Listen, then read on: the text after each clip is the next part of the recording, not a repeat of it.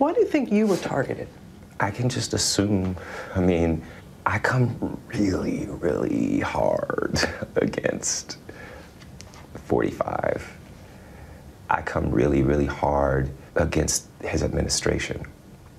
And I don't hold my tongue. Racial hoaxes are nothing new if you've been paying close attention. For those who haven't, it may seem as though there are racist incidents every other week. In many of these incidents, news media outlets only benefit from clicks on a story when the claim seems plausible.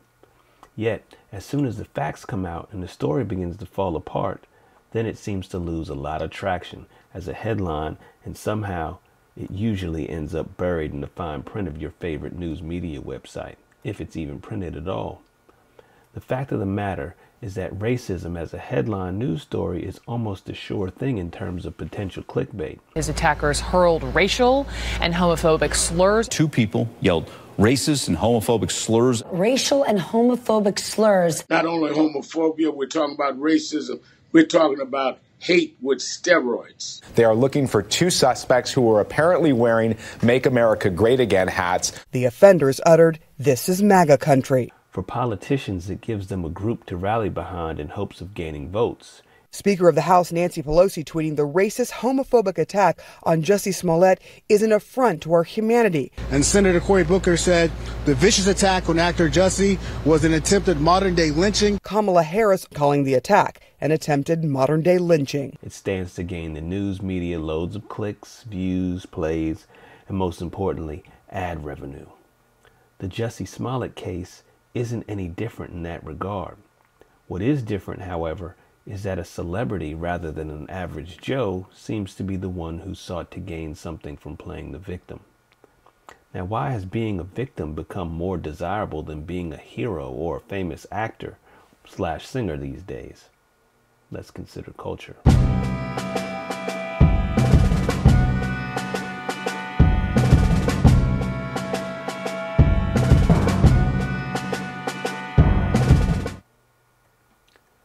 Victimhood is capital. Politicians have, with the help of social justice warriors, made victimhood into an industry that has an almost guaranteed payout of either attention, careers, preferential treatment, fame, and often some amount of money as a reward for any supposed emotional suffering. The potential for gaining some amount of notoriety most certainly has to be alluring if you are the type who desires such a thing. But is a little emotional discomfort really akin to being a victim? Today it seems that the majority of the victims only assume victimhood rather than actually being victims. They assume that not being hired is due to their race, that not being addressed by the proper gender pronoun is due to hate or bigotry, that if women aren't as heavily represented in certain positions of power, then that must be proof of sexism.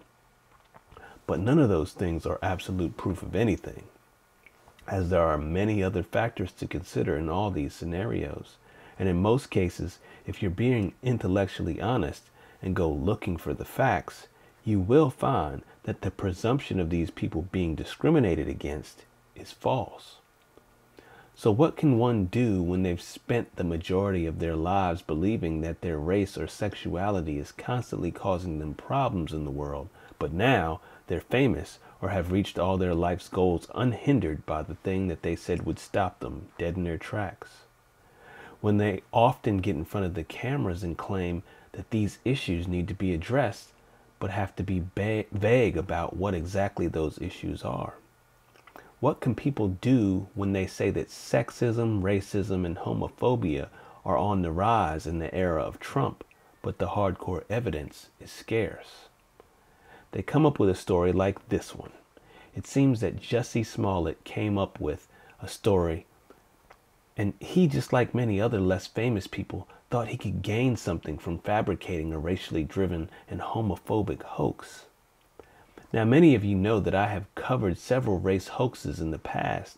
I have another video on it that I'll post a link to in the description here. I pointed people to the website fakehatecrimes.org, which has hundreds of these stories and links back to the news sites and posts attached to the hoaxes. These things are not rare. What is rare is having them being acted out by a famous person. This is a game changer in that it brings to light what many of us have known about for years. What it shows us is that there is way too much to be gained by being a victim by way of just being a member of a particular group. The left's constant willingness to label entire groups as victims and then raise them up to hero status when something potentially racist, homophobic, or sexist happens is dangerous and problematic. Dangerous because it could potentially cause more of the division that they claim to want to cure. Dangerous because it could lead to violence, death, and destruction. Yeah, we should feel bad for actual victims. We should come to their aid and support them. However, victims should, in most cases, not be lifted to hero status. Entire groups should not be labeled given the victim status simply because of the makeup of the group. If the left continues to tread proudly down this path, we will almost certainly get more people faking hate crimes in order to benefit themselves. More people will be angered by the fact that these things aren't being covered once they're discovered. There will be more division, more hate, and more of the things that leftists claim to fight against. So the next time a racist incident pops up on your news feed, remember that there is a well-oiled news machine ready to profit from your outrage. I'm so shaken by the story. This is horrible to report. This is a horrible story. Ellie, this is a horrible story. Yeah. I mean, the circumstances are just horrific. Horrendous and unacceptable. Absolutely despicable. Yeah, a lot of people can't believe this is actually happening in 2019. It's hard to believe that we're reporting, that we're even saying words like this in 2019. And this is America in 2019. There are politicians ready to cash in and campaign off the backs of these so-called victims.